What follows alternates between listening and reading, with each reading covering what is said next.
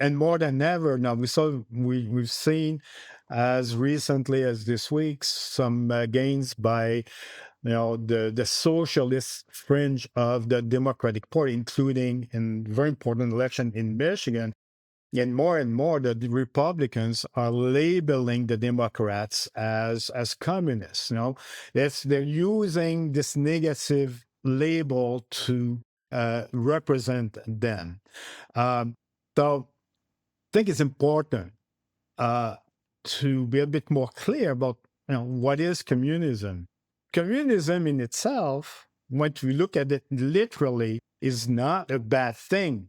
There shouldn't be a bad label on it. In practice, that's a different thing. So let's get to that. So yeah, because you put an interesting point there, because from what I understand, and that's one of the reasons why you're there, is to make sure I also understand things properly, is communism on paper is the best system. But now there's this thing called human nature that comes into play that kind of changes what communism, basically how it's been conceived and conceptualized versus how it's applied nowadays. Because I feel it's also another, because you mentioned wealth inequality, and in one other episode, for our listeners, if you want to go listen to episode 3, my guest mentioned that there were some studies that were made and that people are comfortable with a ratio of 1 to 5. So basically, the most paid people in society, if they make 5 times what the less paid people in society make, like that ratio, people are comfortable with it. Well, now we see thousands to 1. Oh yeah, That we're not on the same, we're not even in the same universe of wealth inequalities. So what is communism on paper? And also how it differentiates basically from socialism. No, obviously in terms of labels, when we think about communist Soviet Union and all that, so we'll turn to that. But communism is much more precise idea than socialism, and the two can be confused.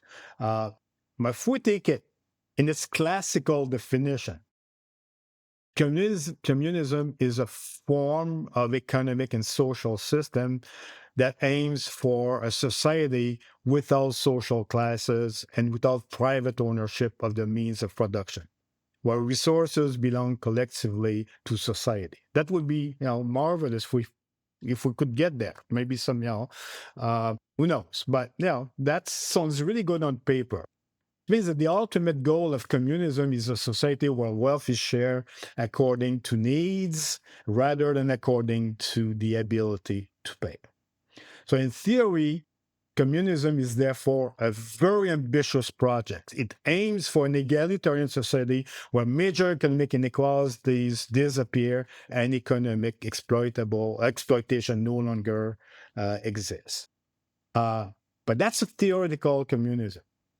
In reality, we need to understand really things really work with those countries when they have exercise some forms of communism. In classical theory, communism was supposed, as I said, to lead to a society where the state itself would eventually fade away, wither away.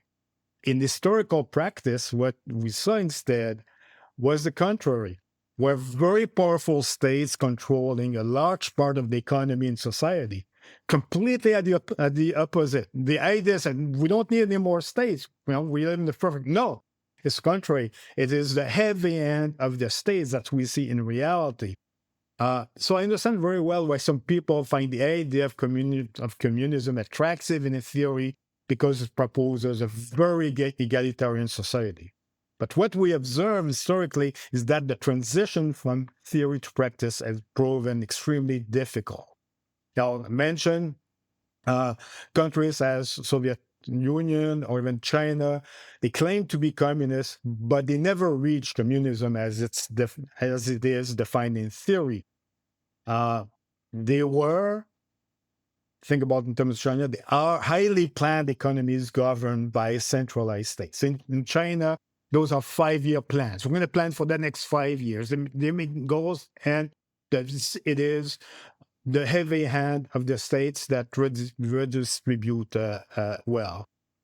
So we can say that communism in the theoretical sense, a society with classes and without private property has never, and I don't think it will ever either, really exist at the scale of a country. That's two things you mentioned that are very interesting. So you say communism, as it was defined, never existed. Never. Or maybe if we go back all the way to when we live in caves, maybe then. Oh, yeah, well. Maybe, but like in recent documented history, communism, this big boogeyman word that is used, has never. So I think it's very important to repeat for people. Communism, as it was conceived and conceptualized, never existed. Yeah, never existed, I would say, in the industrial, since the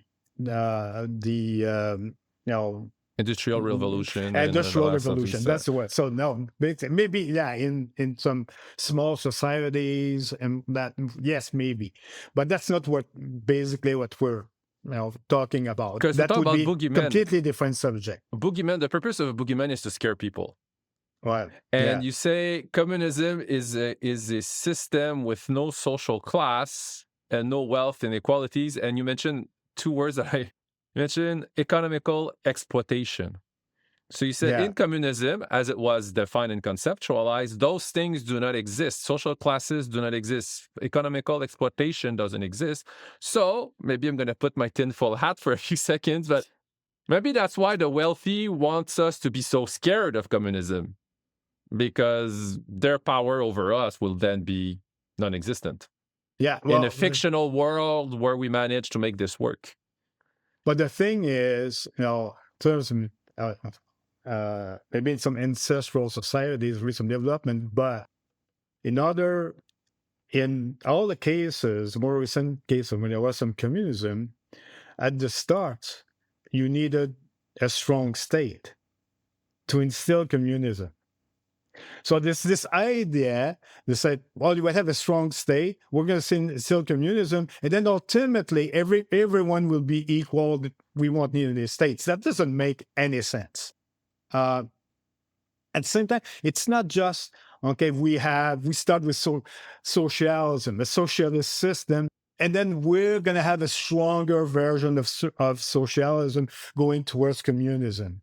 That's what the Republicans in the United States would like us to believe, would like their voters to believe, that, with electing people like Mamdani in New York and all that, when you start with socialism, and that's going to, then go towards communism. That never happened. And that's not going to happen. So, but even if it does, even if it does, the way you're telling it is everyone has what they need in communism. So even, air quotes here, worst comes to worst, and the country becomes a communist country, by definition, that means that no more social classes, no more economical exploitation, and people have what they need. I don't see this as a bad pitch. I see this as a very good pitch. Yeah, that's a good pitch. You go with that pitch, but I don't even think that the so-called, those who are now liberally calling themselves socialists at the United States, it's clear that that aim is not to transform the United States into a communist country. What they aim for is get maybe closer to social democracy, such as Canada, some kind of welfare states, or Northern Europe. But definitely not, they're not aiming for communism. It wouldn't make any sense. That's because all communist countries, even then, they're not identical. There are different models. You can see some models with very strong authoritarian states, where we were in the Soviet Union, softer version with China right now. But at the same time, communism, I would say, it would be wrong to think that communism still exists today. Every country governed by communist parties widely use market mechanism. The best example, of course, I was referring to China. Yes, it is led by a communist party, but its economy functions largely as a market economy.